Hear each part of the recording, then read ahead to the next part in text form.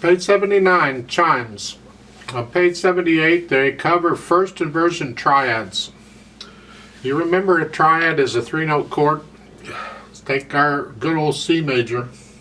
And if we invert it one time, we get first inversion. So I put the C on top. First inversion. Well, the pattern, if you look at the keyboard, there's 2 notes here in between the top 2 notes. In the music, if you look at the notes in the music at the bottom of the page, they show you they're all first inversion chords. There's a gap between the top 2 notes, and that's how you can glance at it and know it's a first inversion triad. As far as I'm concerned, it was a complete waste of time.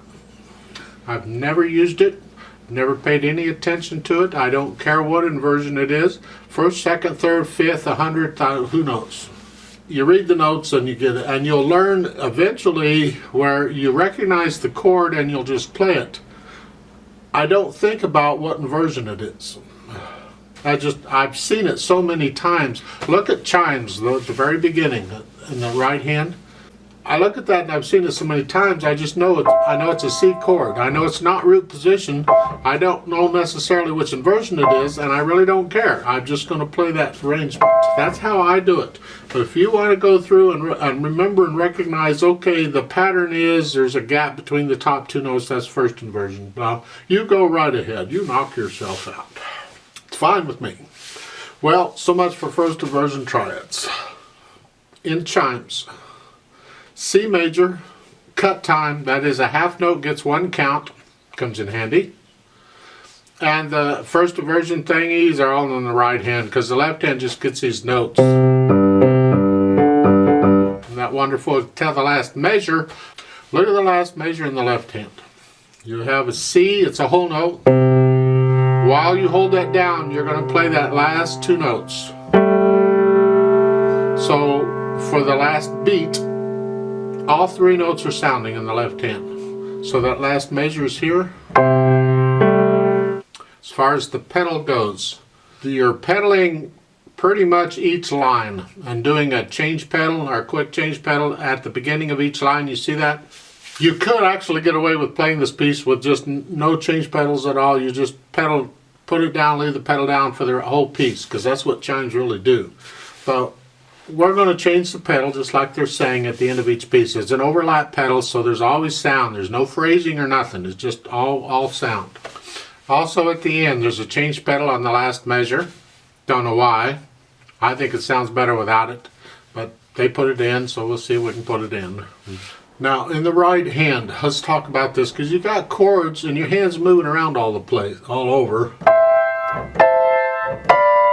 Well, all of these are first inversion chords, so they're all the same pattern. And what I do in that case is I put my hand in that pattern and I leave it there, and I just aim one finger and let the other fingers go along for the ride.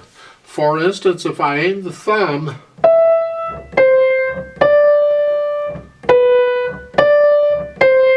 and I keep my hand in that pattern, it should, the other fingers should cooperate.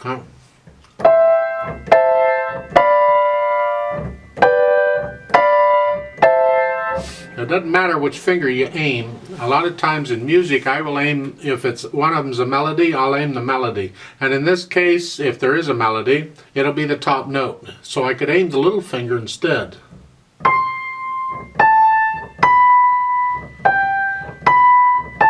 And then keep my hand in that position, and it should do it.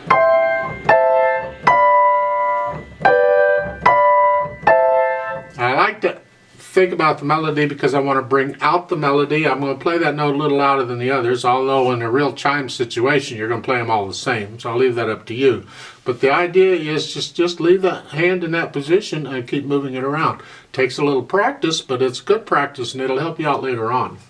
What you got to be careful about is getting tight and tense, because when you hold your hand in that position you tend to tense up because you don't want to move it, and we don't want to do that. So each chord you play, collapse the wrist as you play the chord.